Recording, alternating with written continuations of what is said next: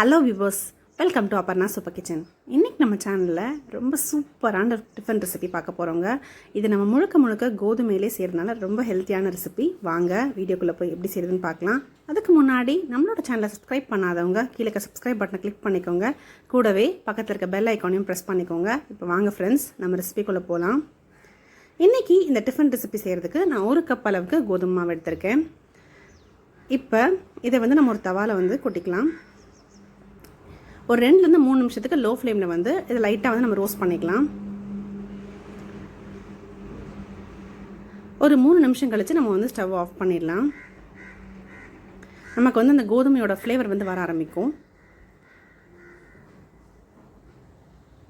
பாருங்கள், நமக்கு நல்லா இந்த டிஃப்ரென்ஸ் தெரியும். பாருங்கள், இப்போ ஆஃப் பண்ணிடலாம். ஆஃப் பண்ணிவிட்டு இதை நல்லா ஆற வச்சிடலாம்.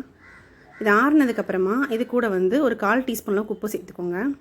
உப்பு சேர்த்துட்டு நம்ம எந்த கப்பில் கோதுமை அளந்தோமோ அதிலே ஒரு 1/4 கப் அளவு தண்ணி கொஞ்சம் கொஞ்சமாக ஊற்றி நல்லா பிசைய ஆரம்பிக்கணும்.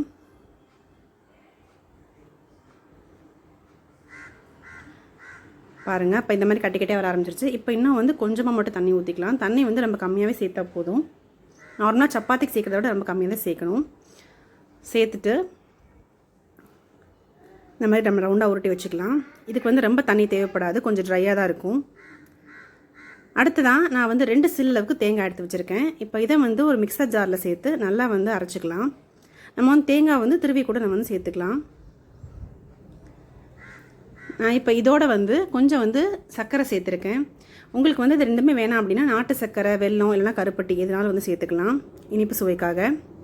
பாருங்கள், இப்போ கலந்தாச்சு. இப்போ இதை நான் ஏற்கனவே பிசைஞ்சு வச்சுருக்கேன் அந்த கோதுமை மாவு, அதோடு நான் சேர்க்க போகிறேன். சேர்த்தாச்சு. இப்போ சேர்த்ததுக்கப்புறமா இதை நான் குட்டி குட்டி உருண்டையாக எடுத்து உருட்டி லைட்டாக இந்த மாதிரி தட்டி வைக்க போகிறேன். பாருங்கள், இந்த மாதிரி தட்டி வச்சுருக்கேன். இன்னொரு பக்கம் என்ன பண்ணியிருக்கேன் அப்படின்னா, இதே மாவுலே கொஞ்சம் கொலக்கட்டை மாதிரி மாவு பிடிச்சி வச்சுருக்கேன். இப்போ இதை ரெண்டுத்தையுமே நம்ம வேக வைக்கணும். அதுக்கு ஒரு இட்லி பாத்திரம் எடுத்துக்கிட்டு அதில் லைட்டாக எண்ணெய் தடவிக்கலாம். எண்ணெய் தடவை விருப்பம் இல்லை அப்படின்னா நம்ம துணி கூட வச்சுக்கலாம். வச்சுட்டு இப்போ நான் உள்ளே இந்த தட்டை மாதிரி இருக்க கோதுமையும் மேலே இந்த கொலக்கட்டையும் வச்சுருக்கேன்.